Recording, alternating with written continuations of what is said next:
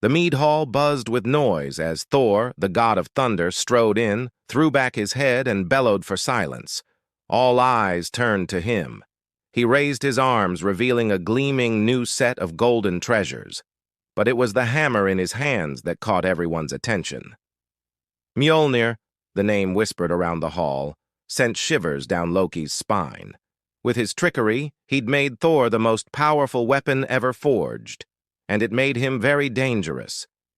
It all started the previous night when Loki, the mischief maker, writhed in Thor's iron grip. The god of thunder was furious. Now Loki cowered before him, fear twisting his features. It wasn't the first time his brother had come at him like this, but Loki still never quite knew what to expect from the volatile god of thunder. Would he be banished from Asgard? Maybe worse, thrown into the depths of the great abyss. But Thor unexpectedly softened. As much as he hated what Loki had done, he couldn't keep blaming him for the rest of time. So he gave his brother a chance to make amends. He told Loki that he would free him if he could get the Asgardian blacksmiths to make him a new set of treasures, including a hammer that could shake the foundations of the cosmos. Now here they were, and Loki was anxiously waiting for his brother's reaction. As Thor continued to show off his new toys, Loki scanned the faces of the gods and goddesses, searching for a clue as to how this betrayal was going over. He found no pity on Sif's face, nor concern on those of the warrior maidens. Heimdall, the guardian of Bifrost, looked away, while Odin, the All-Father, regarded the hammer with interest. Only Frigga, the goddess of love and fertility and Thor's wife, seemed unhappy about something. Did she not believe Loki had redeemed himself? Was Thor really so unforgiving? Fear gnawed at him. As the hall erupted once more in raucous celebration, Loki slipped away unnoticed. He needed to find out what he'd wrought. Loki hurried down a shadowy corridor, weaving between pillars. Finally, he found the smithy, where two figures were waiting for him, Brock and Sindri, master dwarven smiths. Both wore leather aprons over their tunics, their faces smudged with soot. They'd been summoned by Loki, who'd promised them great treasures if they made the weapons Thor requested. In return, they wanted Loki to do them a favor, something that would best their great smith rivals, the sons of Ivaldi.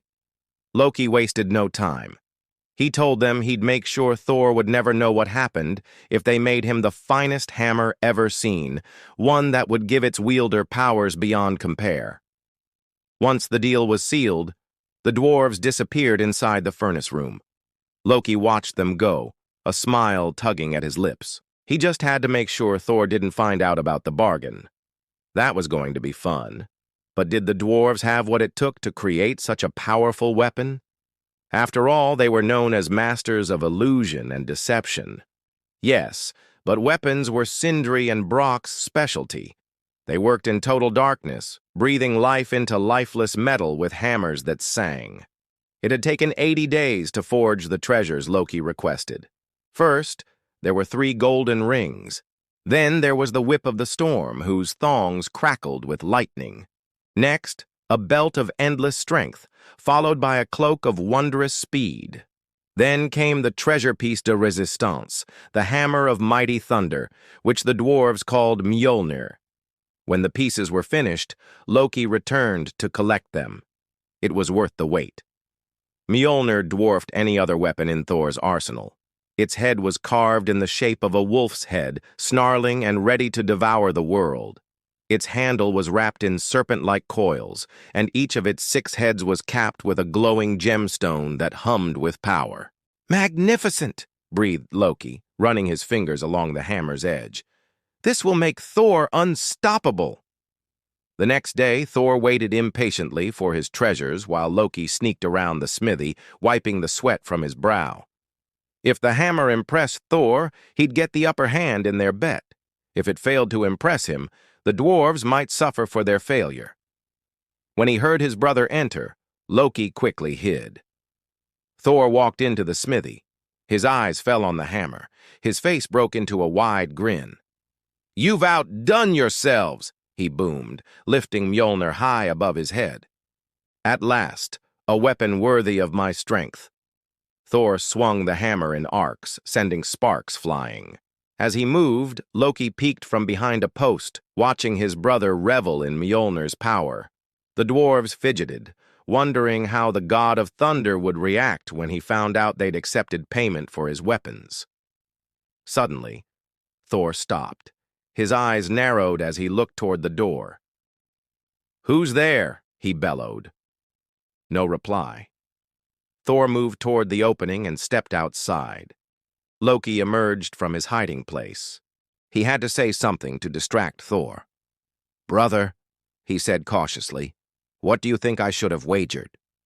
Thor whirled around, Mjolnir raised. "You tricked me," he accused, lowering the weapon slightly. "Did you tell anyone else about our bet? Did you tell the others I paid you?" Loki shook his head. "No, only Odin knows." Thor hesitated. He didn't want to punish the dwarves for keeping their word. "Then we are even," he said gruffly, turning back to the smithy. Relieved, Loki watched him go. He'd won the bet. But as he looked at the hammer, a sudden thought struck him. What if he traded places with Thor during some of his brother's more, shall we say, enthusiastic escapades?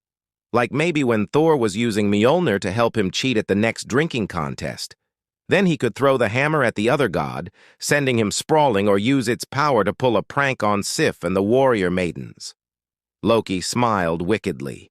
With Mjolnir in his possession, he had Thor beat at his own game, but first, he had to get his hands on it. Loki approached the hall, creeping closer and closer to Thor's table. The god of thunder sat slumped in his chair, fast asleep, having drunk more than his share of the dwarven brews. Carefully, Loki reached for the hammer, but suddenly, "Who's there?" Thor's voice boomed, jolting Loki. His hand froze mid-air. Thor sat upright. "Loki," he said suspiciously, "what do you want?" "Nothing," Loki replied quickly, backing away. I just thought I'd join you." Thor eyed his brother warily. Then he looked back at the hammer. "Stay away from that," he warned. That was a problem. Loki needed Mjolnir to get close enough to Thor to use it against him. But Thor seemed determined to keep it close. Every time he left the table, he took the hammer with him. Loki watched him go, frustration growing. It was no easy task getting close to Thor these days. One morning, Loki decided to try a different tactic. He found Thor sleeping again, the hammer abandoned on the table. This time, Loki crept closer, snatched Mjolnir, and quietly slipped out the door. Just as he reached the safety of his chambers, he heard, "Hey, where's the hammer?" Thor burst through the door, Mjolnir drawn. Loki stood frozen, fear tightening his throat. Thor advanced slowly, and Loki felt trapped. He had only one option. "Would you like to see your wife again?" Loki asked hopefully. Thor hesitated. Of course he wanted to see his wife. "Where is she?" Loki gestured toward the door. "Outside town at the waterfall." Thor nodded, grateful for the change of pace. As soon as he was out of sight, Loki picked up the hammer and laughed. Let the games begin! But where would he strike first? To help him decide, he consulted his magic cauldron. Bubbles rose and popped, spraying green liquid over the nearby stones. As the last bubble faded, Loki saw an image of the blind god of wisdom, a god who needed Mjolnir's power to regain his sight. Skirnir stumbled through the forest, his white beard brushing the moss.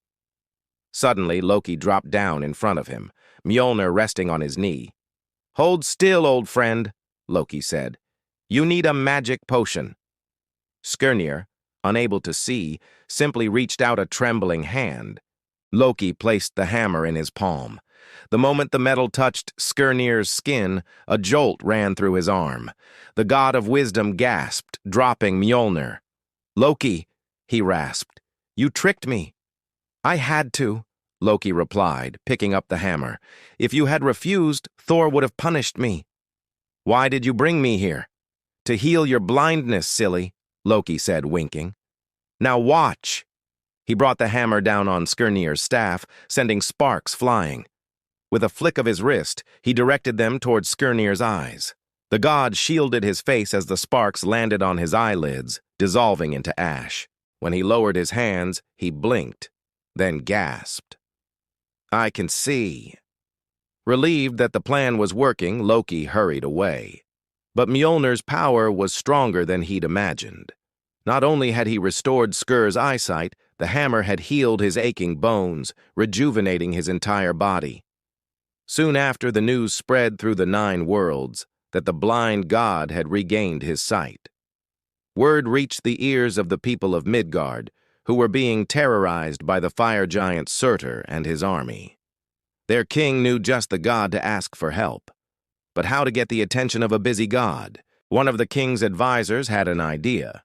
If they could trick Thor into thinking Surtur planned to attack Asgard, perhaps he would come to Midgard's aid. So they sent a message to Surtur asking him to meet with Thor at a certain spot. When the fire giant arrived, he was surprised to find Thor waiting for him, Mjolnir gripped tightly. "I thought you wouldn't come," Surtur said gruffly. Thor's eyes flashed. "I always honor invitations."